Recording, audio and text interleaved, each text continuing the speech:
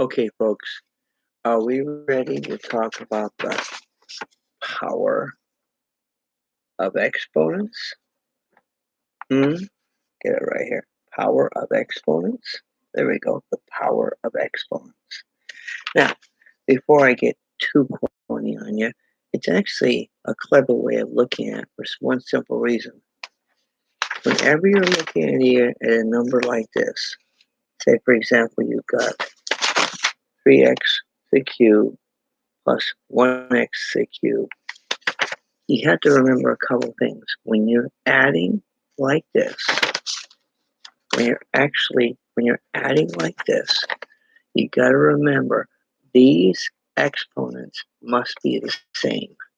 3x cubed plus 1x cubed. The exponents must be the same because what's going to happen is you're going to have like this. It's going to come across like this. I can point up there. 3 plus 1 is 4. And that becomes 4x to the cube. You notice that there was no change. 3, 3, 3 stays the same. These are the ones that add. 3 plus 1 is 4. Now, when it comes to subtraction, similar concept. 9x, this is 9x squared minus 7x squared. 9x squared minus 7x squared equals 2x. Or what is it? Yeah, 2x squared. Now, you say to me, what happens if you have, say, two different exponents? Then you don't have a solution. It simply stays the way it is. If this were like 9x cubed and 7x squared, it would stay that way because you can't subtract anymore. Then you have this one here. You got x to the fourth plus 2x to the fourth. X to the fourth plus 2x to the fourth gives you what? It gives you, oh, I'm sorry, it's f plus 2x, x to the fourth plus 2x to the fourth gives you 3x to the fourth. X to the fourth plus 2x to the fourth gives you 3x to the fourth. And then you go ahead and go down here to 7x squared minus 3x squared. 7x squared minus 3x squared, what do you get? 4x squared. Again, you're carrying the 2 all the way across. Then what do you get with 3x cubed plus 2x cubed? 3x cubed plus 2x squared?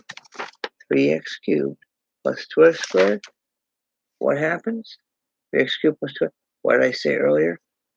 Nothing changes because you cannot add different exponents. So that stays the same. Now let's go back to the next page here. We're going to talk about multiplying. If I were to multiply, say 4x squared times 3x to the fourth. 4x squared times 3x to the fourth. What do I get? Well, you're going to find out that this one here, 2 and the 4, are going to add together. So when you're multiplying, you're actually adding the exponents. 2 plus 4 is 6. And you're multiplying the numbers. 4 times 3 is 12. 12x 6. Try it again now. You got 2x cubed times 4x squared. 2x cubed times 4x squared.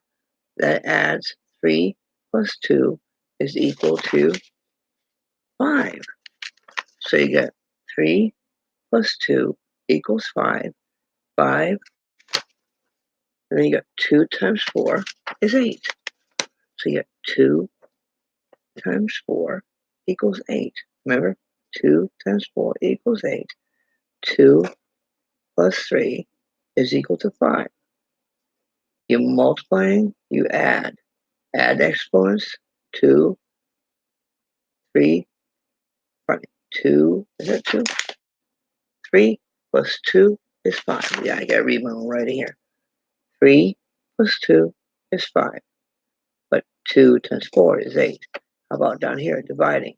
8 divided by 2. What happens? 8x to the fourth power is divided by 2x to the second power. You got 8 divided by 2. So what do you end up with? 4 minus 2. Aha! So when you're dividing, you're subtracting. You're dividing these numbers, you're subtracting the exponents. 4 minus 2 equals 2. 8, okay, divided by 2 gives you 4. I repeat, 8 divided by 2 gives you 4, but you end up subtracting the exponents. 4 minus 2 equals 2. How about the next one here? 10x² divided by 4x squared. 10x to the fifth divided by 4x squared is going to be, what's it going to be? 10 divided by 4. Ah, I made a mistake on that thing. Well, let's make it 8 divided by 4.